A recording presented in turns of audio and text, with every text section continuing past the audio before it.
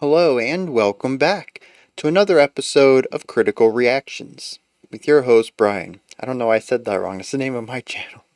Reactions. Anyways, new week, new theme. This time we're going to check out some stoner rock, which is a genre that I don't think we've ever had a full week dedicated to on the channel, though we have listened to some stoner rock songs in live streams or special selections and stuff like that.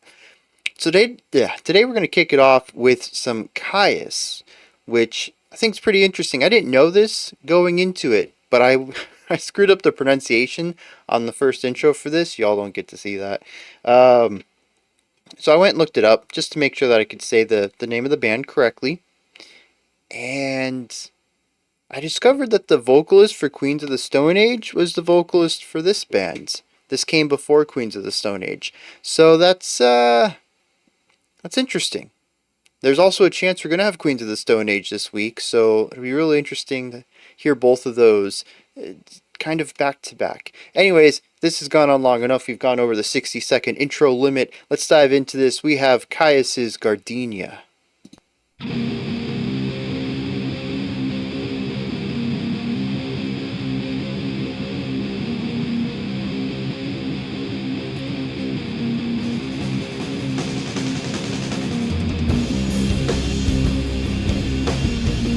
Oh, that's interesting. I heard da da da dum. I heard that as beat one, but beat one is actually the highest note, and the rise up is the end of the phrase.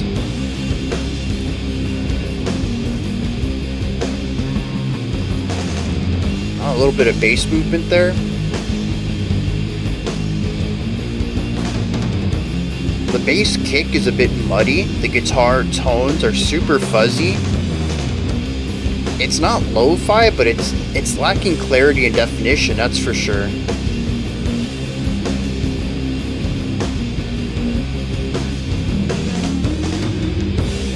Ooh, a little bit of a psychedelic.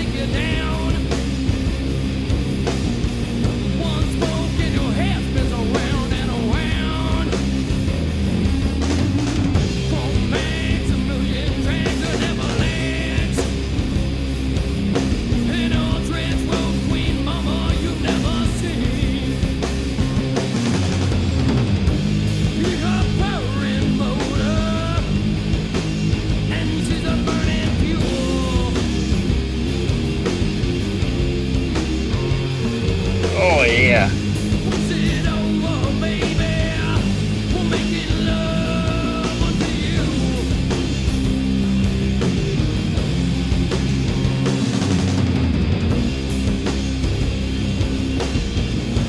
You know what's interesting too is it has some like original heavy metal sound to it also in it, the licks that the bass plays, sort of some of the harmonic elements too.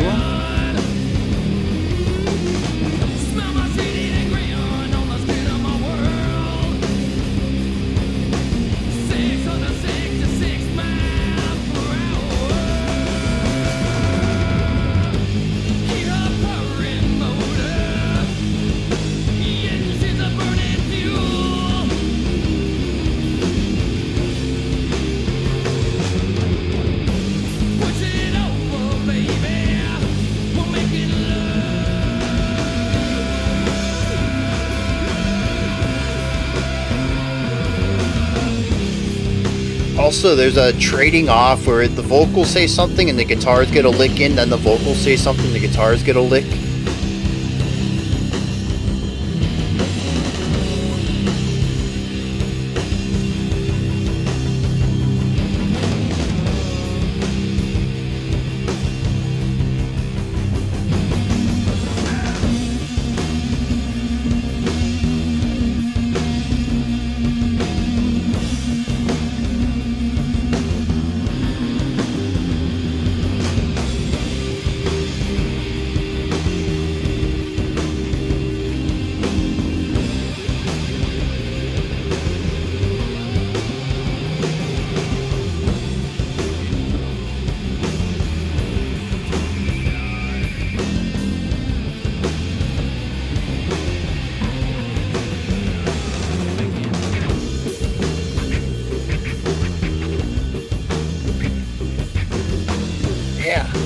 super funky with that syncopation.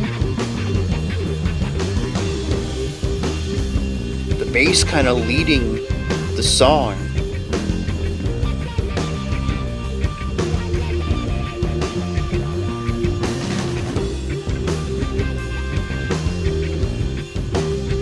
I love that bass tone though. You can tell it's just really resonant finger picking.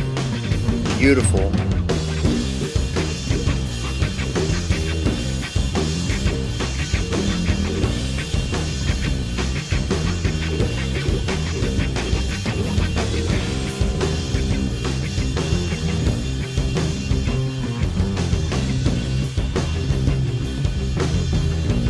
I don't know if this is called desert rock because it feels like we're wading through a desert. This solo section's going places, but the scenery never changes.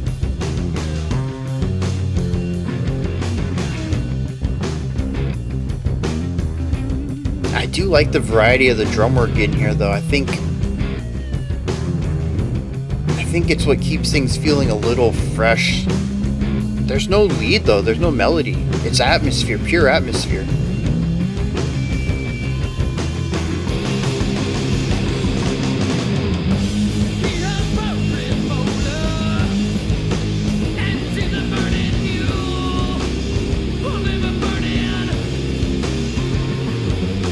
Oh, it has a little bit of bluesiness to it too.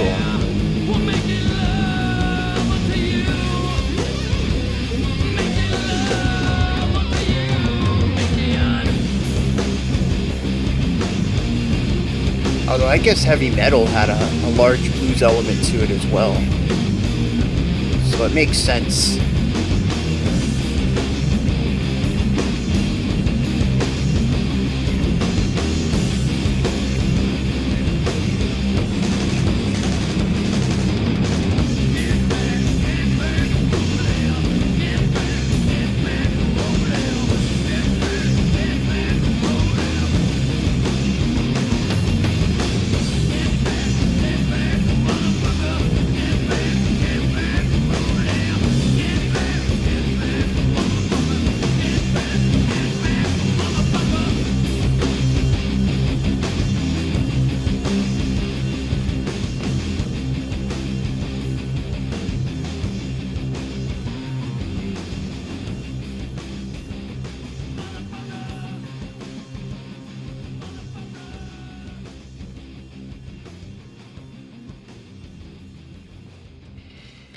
I like the fade out on that. It almost feels like the song could go on forever because honestly, the song didn't do a lot of new things. I think that's a really good place to start the conversation here, the discussion. That song is very repetitive in the macro side of things.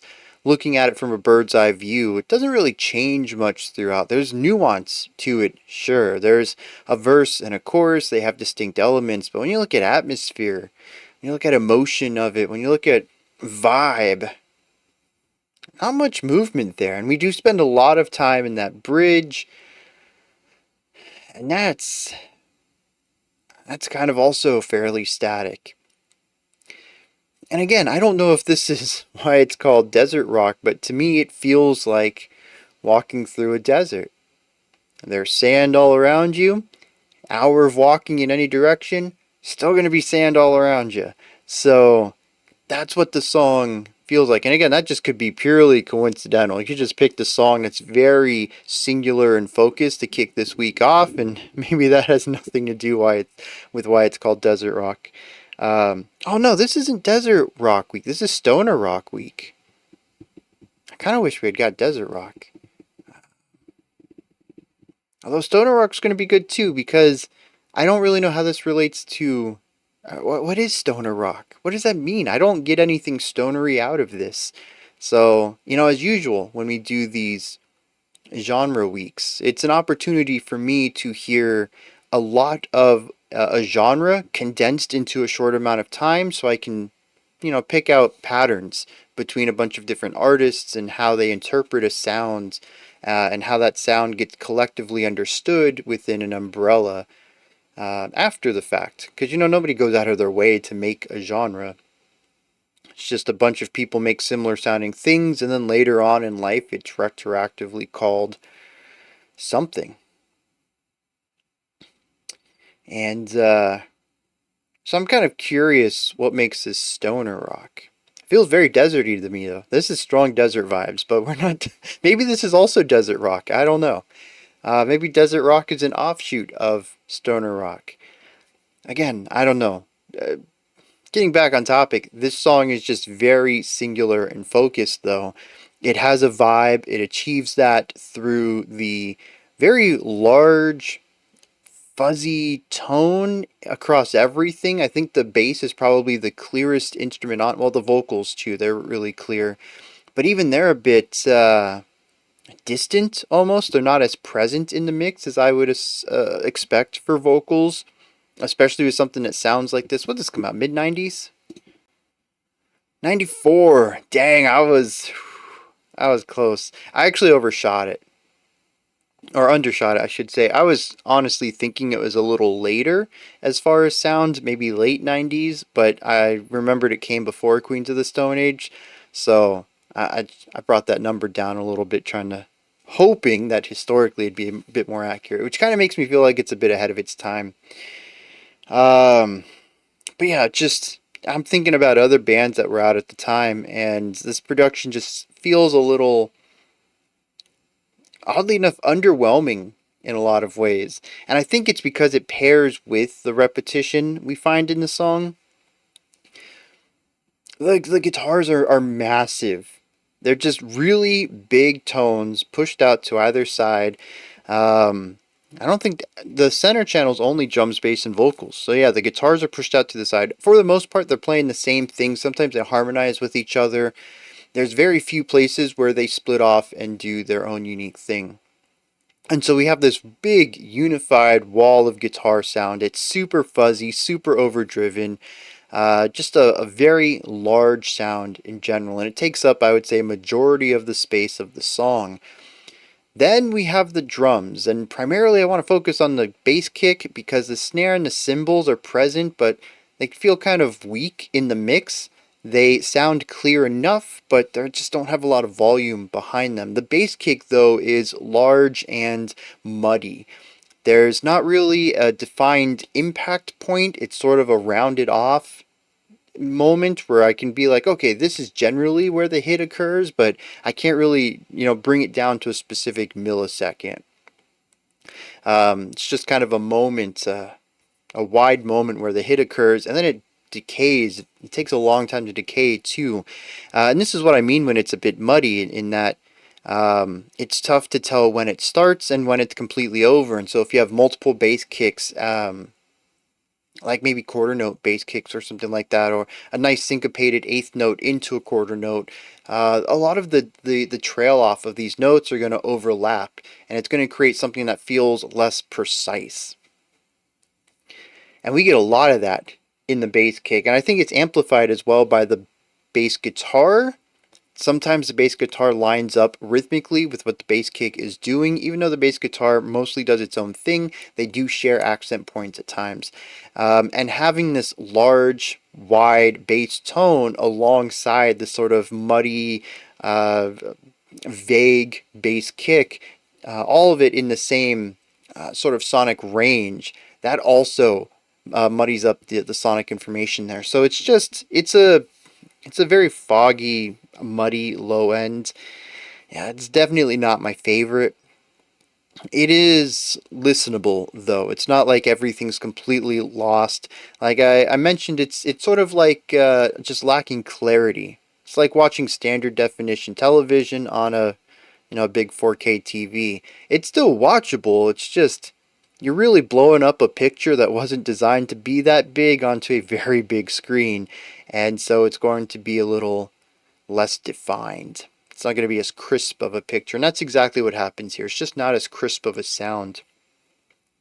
And when you pair all of that low end muddiness with just this wall of sound at the top that's kind of getting rid of textures as well, it's way overdriven to the point that any unique characteristic, any small nuance to the sound has been flattened out at the high end, and it's even kind of removed a little bit of the picking sound, something we hear a lot in black metal and post metal. We're hearing a bit of it here too. I can kind of hear the beginnings of attacks, but for the most part, it feels like they're more concerned with the wall of sound, the texture of the guitar tone, rather than hearing the guitar parts itself, hearing the picking of the strings and the vibration and all of that. It's more of just this general sound, almost as if it was played on a keyboard, where you don't actually hear the keys, the sound of the key hitting the floorboard of the piano, but instead you're just hearing the tone it produces. And that's kind of what we're getting out of the guitars. Like I said, the vocals are the most defined instrument here. I can clearly make out enunciation, I can clearly make out syllables and words. They're just very distant, swallowed up by this massive guitar sound on the outside of it. It's a sound that I think is quite unique. It works for what they're aiming for. It's just something that takes a little bit to get used to, for me at least, where I tend to prefer cleaner, clearer production. And it ends up having a very distinct feeling to it, a distinct characteristic to the sound that I'm going to wager really drives this genre. Because musically, there are some interesting things going on here, but there's also not a lot of, I think, strong identifying components to this. Not anything that I can say, oh, this is a uh, a compositional characteristic of stoner rock. I kind of get the feeling stoner rock is more of an atmospheric or vibe kind of thing, sort of like black metal, which is thrash thrown into a different type of production, slightly different. There are compositional differences between thrash and black metal. I don't want to say they're the same, but I've always kind of viewed black metal as more of a production thing than a composition thing. I kind of see that here too, because on the musical side of things, if we get rid of all of the sonic characteristic of this song and just look at what's on the sheet music, it's kind of heavy metal. It's got a bit of bluesiness to it, but I think heavy metal's always had a strong relationship with blues. I'd even say that it has some relationship also to a little bit of blues rock and classic hard rock. Sort of how heavy metal was. I don't know, man. What we have here are very strong, simple riffs.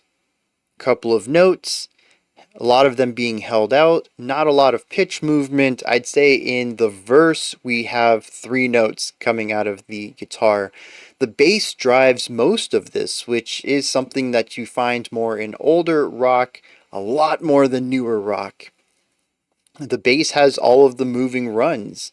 They might hold the notes out with the guitar, but so frequently the bass is going to be what happens in that fourth bar of a phrase to push us forward into the repetition of the lick or the guitar riff.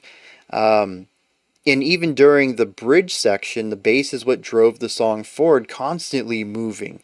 The guitars were kind of stuck in their Hocket rhythm thing, and the drums were just locking into the beats, being that human metronome. But the bass, that's what was driving the song forward. That's what had movement. It wasn't a melody, but at least it was a melodic lick.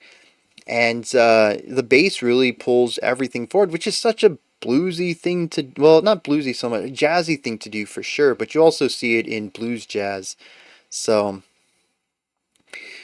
again, kind of bringing some of these sounds into the mix, but it also has a heavy metal flair to it. And I think a lot of that comes down to the guitar work and sort of this idea of we're going to play 3 bars of something simple and then a really cool lick to bring things back, or a cool lick to take us into the next section.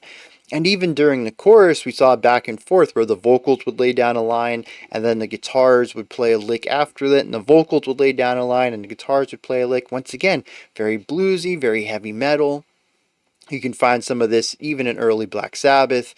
This is just, to me, a cornerstone of that sort of heavy metal sound. And I think it's interesting too when you listen to the long held out notes, that has a very specific emotion to it, a very specific vibe that's just heavy and weighty. But then when we get to the licks, those are where the bluesier elements come in. You don't really hear that sort of emotional expression except for in those, what, 8 times that the guitars actually do something other than just hold out some really big notes. Um, and it's interesting to hear the song morph into that temporarily to fall back into just this atmosphere, this general weight. And that's like 90% of the song right there. There's just there's just not a lot to it. It's again to me very vibey, but we still have to explore the bridge, and I don't like the bridge. I'm just going to throw that out there as a subjective thing. It's sonic rhythmic exploration. A vast majority of it is the two guitarists just kind of making chirping sounds. I don't know if that's palm muting. I don't know if they're strumming in some place you wouldn't typically, like maybe at the head of the guitar, maybe past the little that plastic holder at the end, right after the bridge, before your strings go down into the body where they're held in place. Maybe just strumming in one of those places to get a weird chirping noise. It's very staccato though, and they're just kind of creating this rhythmic pocket where they're both on different rhythms, but when they come together, when you listen to both simultaneously, you get this cool like ping-ponging effect.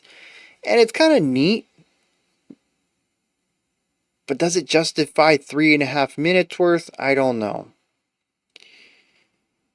And like I said, during the section, the drums are just sitting in the pocket, and the bass is trying to pull the song into the next idea, and the guitars are just like, nah, man, let's experiment with this rhythmic stuff for a second. And like I said, it goes places. The rhythms change, the guitars even change their sounds a little bit over time, but a lot of it is still just this hocketed idea over this groovy bass line. The drums change things up every once in a while, but like I mentioned, it feels like wading through a desert. Yeah, some of the details change, but it's still really the same vibe from when we started this bridge. And it just goes on for such a long time. It's groovy. I could move my body to it. I could headbang or whatever. But I'll be honest, I like the A and the B section a lot more. And maybe this is supposed to act as a bit of a meditative moment. They're already really atmospheric, so why not just really lean into an atmosphere and stick with it for a while and allow the listener to close their eyes and just see where the song takes them? We do have some psychedelic sounds in the A and B section, again in those licks at the end of phrases. I think this kind of leans into a little bit exploring more of those journey moments in psych rock, but I don't know. It feels really out of place here. Um, it feels like an Alice in Chains track that kind of got lost in a jam session in the middle, and then they're like, "Oh snap, we were playing a song, right?" And they got they got back into the chorus to wrap the song up. I don't know. It's just it's an interesting decision. Not that I think it feels out of place sonically or production wise, it just feels out of place compositionally, and that the rest of the song doesn't really do this type of thing. And they decided to heavily focus in on it without really going anywhere with it. It sort of just is. And I guess that's fine. From an artistic perspective, you should be able to do that with music. It just, I guess at the end of the day, it's not my cup of tea. It's also missing melody, which isn't going to work with me. I'm a big melodic fan. And I enjoyed the A and B sections a lot more. Let me find some lyrics for this and then we're going to wrap it up. Is this song just about working on a car and then getting to drive it out through the desert? That kind of makes the bridge feel a little bit better, I think.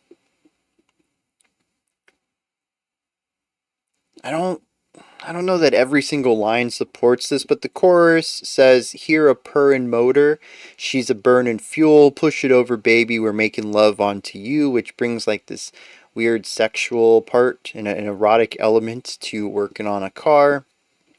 And at first, I actually thought that the car was a metaphor for a woman, and maybe it still is, but we talk about power boosters and cranking it up and going 666 miles per hour.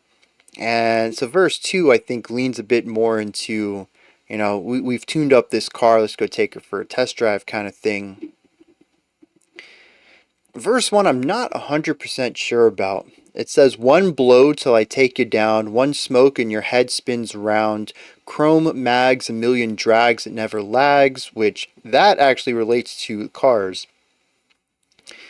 And it says, an old transport queen mama you never seen. So I do think it is generally about working on a car, tuning it up, and taking it for a joyride. But let me get to the outro, and it says, get back a rollin'. I'm like, okay, that makes sense. Keep rolling, rolling, rolling. Right? Let's keep the good times going. Let's keep the car going. Let's get back to that. But then we trade in get back a rollin' to get back motherfucker, and I don't get that part. The song hasn't really been antagonistic at all. It's been very much, hey, I'm a car guy. I like to work on cars, and when I'm done working on them, I like to drive them. And then here, it's like, whoa, I'm just listening to your music, man. I thought we were getting back in the car and having a good time. Why are you dropping that on me? I don't know. It's, maybe it's just words that fill the space. I mean, it sounds right within the general sonic landscape of the song, and it kind of fits there at the end, but lyrically, I'm not seeing it. I think sonically it's kind of cool though. I don't know, man. I feel like for everything I like in this song, there's another thing I don't. And that other thing I don't just kind of captures my attention a bit more.